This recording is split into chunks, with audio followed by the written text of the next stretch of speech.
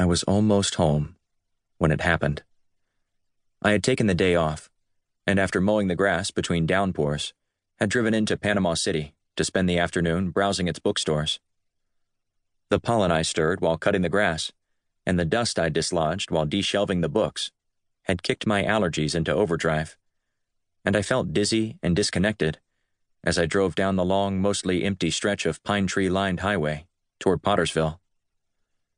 It was early August, and one of the hottest and wettest summers on record. Severe thunderstorms, sometimes several in a day, were followed by a full-on assault of the sun, steam rising from earth and asphalt, creating sauna-like conditions. Intense and inescapable. North Florida summers alternate between parched and drenched. There was rarely anything in between. I was listening to a book on the fabric of the cosmos, straining my allergy-addled brain to understand some of the current concepts, when I passed the van. I didn't pay much attention to it, but instinctively glanced in my rear view to see if it bore a yellow DC license plate. It did. Since becoming the chaplain of Potter Correctional Institution, I had begun to pay close attention to white vans on the highway, knowing the ones with yellow Department of Corrections tags were transporting inmates.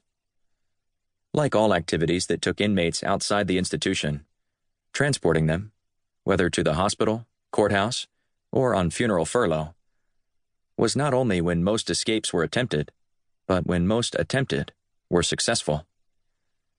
It is extremely difficult for inmates to escape from a Florida state prison. There are just too many barriers, too many locked doors and gates, too many staff, too much chain link and razor wire. But once outside, the barriers decrease dramatically. 4 electronically locked gates become 1 van door.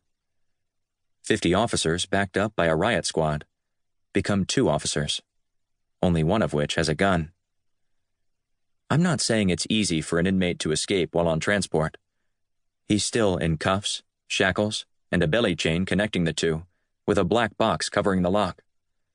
Just that it's easier. When I realized my wandering mind had missed the last several lines of the book, I paused it.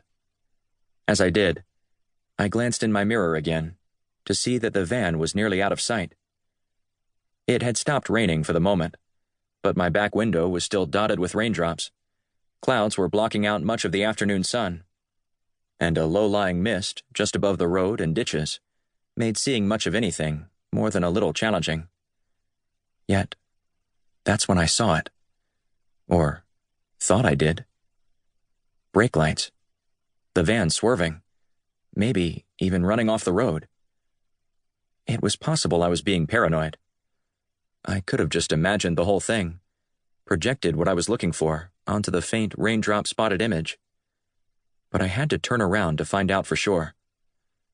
I slowed and pulled off onto the soft, soggy shoulder of the road, water sloshing beneath my tires, leaving black tracks in the wet grass behind me as I eased back on the highway, heading in the opposite direction.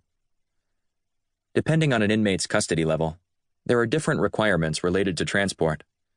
Close custody and close management inmates have to be cuffed and shackled and escorted by 2 armed officers. A single unarmed officer can escort a work camp inmate, and the inmate doesn't even have to be cuffed. Most often, however, there were 2 officers involved. Both sat in the front of the van, separated from the inmate, or inmates. There could be as few as 1, and as many as 13, by a metal mesh and plexiglass partition. In the back, inmates were often cuffed and shackled, but never chained to the vehicle. The windows of the van were fitted with expanded metal reinforcements that looked like large blinds, and both the back and side doors were padlocked with hasps welded on the outside.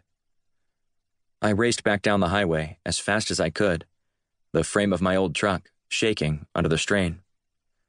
Tall grass and weeds filled the shoulders of the road, the seed heads of bahia stalks glistening even in the low light of the overcast afternoon.